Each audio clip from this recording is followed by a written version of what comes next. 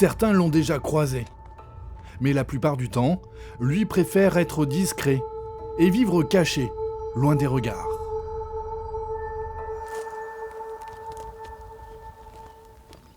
Ici, on est en forêt domaniale des Maurières. Le loup peut être partout. C'est son terrain de jeu.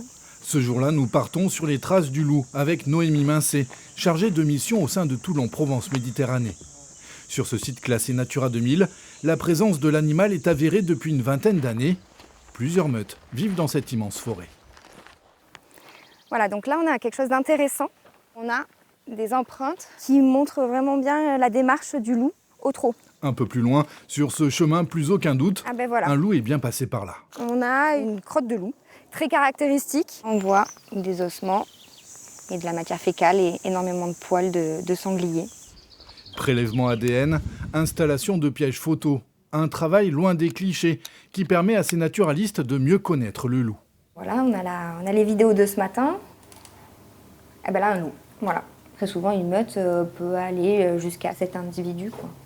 Par contre, à partir du moment où la meute est trop grande, la meute s'éclate et c'est comme ça qu'après, ils vont conquérir des territoires. Le Var est aujourd'hui un département entièrement colonisé par le loup. On estime sa population entre 250 et 300 individus. Un retour en force qui n'est pas du tout du goût des éleveurs. Ces dernières années, les attaques se sont multipliées du Haut-Var au bord de mer. Ça c'est en mois de janvier. Combien de bêtes ce jour-là ? Deux bêtes. Comme beaucoup d'éleveurs, elle a investi pour se protéger du prédateur. Des filets électrifiés et des chiens pour protéger les troupeaux. Indispensable mais pas suffisant. Pour Cécile Desproges, la défense passe par plus de loups tués. Je ne suis pas du genre à dire qu'il faut éliminer le loup, pas du tout.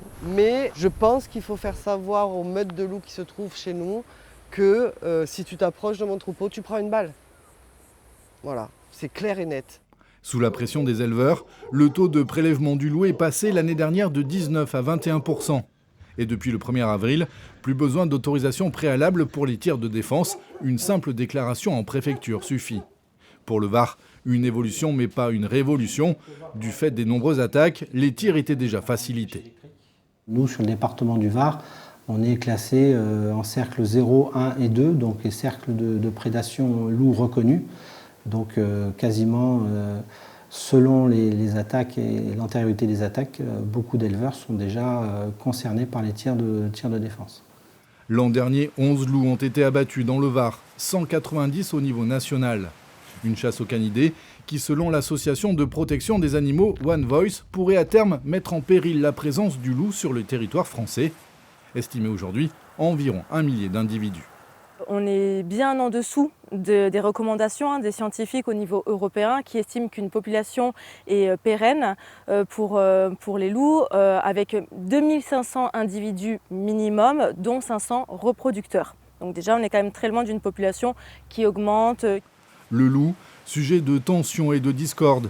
L'animal fascine autant qu'il effraie. Espèce protégée, le prédateur peut-il voir son avenir sur le sol français menacé ? L'enjeu aujourd'hui est bel et bien de savoir si l'homme et l'animal parviendront à cohabiter.